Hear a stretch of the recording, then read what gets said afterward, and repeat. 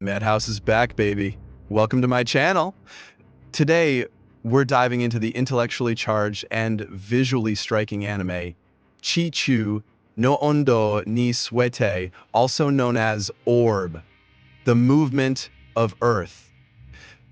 Set in 15th century Poland, during an era of fierce theological dominance, this series tackles the inception of heliocentric ideas with tension, drama, and a touch of scientific revolution.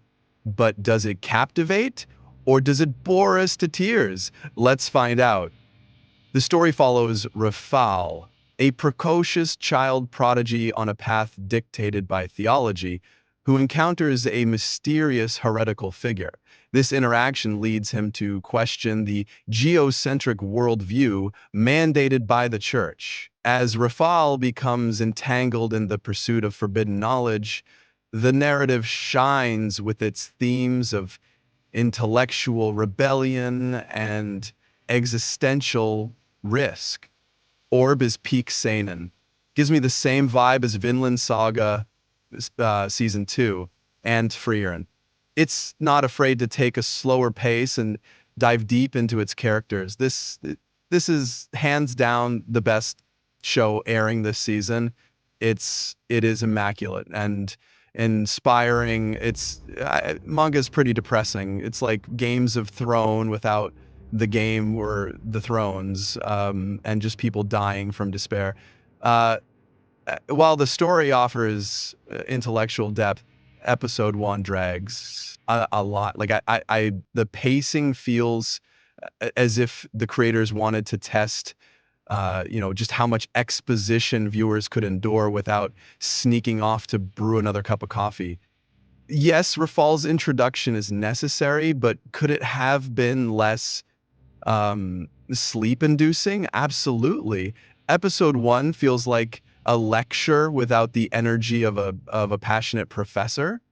The episode introduces Raffle, a child prodigy in 15th century Poland, caught between the expectations of religious doctrine and his burgeoning curiosity about the cosmos. While this setup has potential, the pacing is glacial. Um, by the time Raffle stares at a star chart for the 10th time, you might wonder if the animators forgot to hit the plot progression button. Everything was going great until the flat earth thing.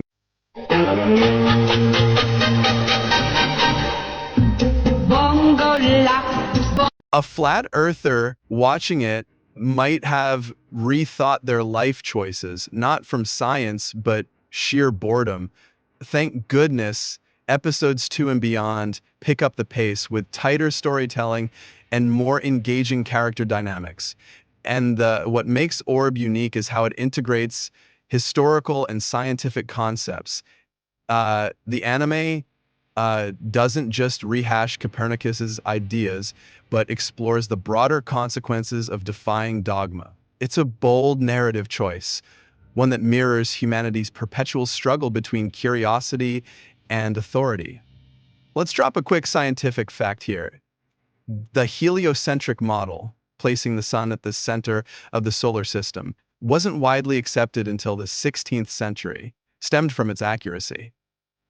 The Church's reluctance to embrace these ideas stemmed from its perceived challenge to divine cosmology, a tension beautifully encapsulated in the series produced by Madhouse. The animation strikes a delicate balance between gritty realism and artistic flair.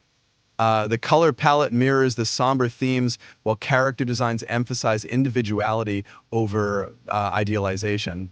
The soundtrack, while subtle, adds an atmospheric weight that underscores key moments of tension. Sure, the visuals are stunning. Shout out to Madhouse for making medieval Poland look crisp. But even they can't distract from the slow pacing. It's like watching paint dry um, on a beautifully rendered cathedral wall. The clash between geocentrism and heliocentrism reflects the intellectual tension of the Renaissance. For a quick science lesson, heliocentrism was first proposed by Copernicus. Fun fact, he's Polish, just like our setting. This anime may be sponsored by NASA to fight against flat earthers. But why is this relevant? Because Orb attempts to dramatize the human cost of science. People like Rafal risk their lives for truths we now take for granted. However, the execution so far lacks emotional gravity to match the historical stake. Despite a lackluster start, Orb has potential. Its premise, exploring the cost of enlightenment, is ripe with emotional and intellectual depth. However, episode 1 needs a stronger spark to ignite the audience's interest. Let's hope Raffles' journey picks up momentum. Like the Earth's rotation, if you're seeking flashy battles or high-stakes romance, you might be better off elsewhere. But if you're drawn to philosophical debates, historical what-ifs, and the occasional bursts of brilliance, this anime might just be for you.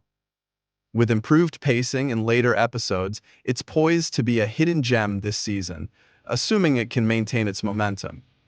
What did you think? Am I being too harsh, or did episode 1 really feel like it needed caffeine?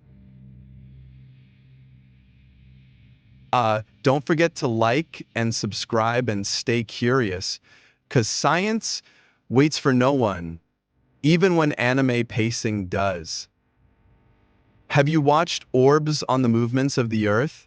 Let us know in the comments if you think its intellectual themes make up for the slow start.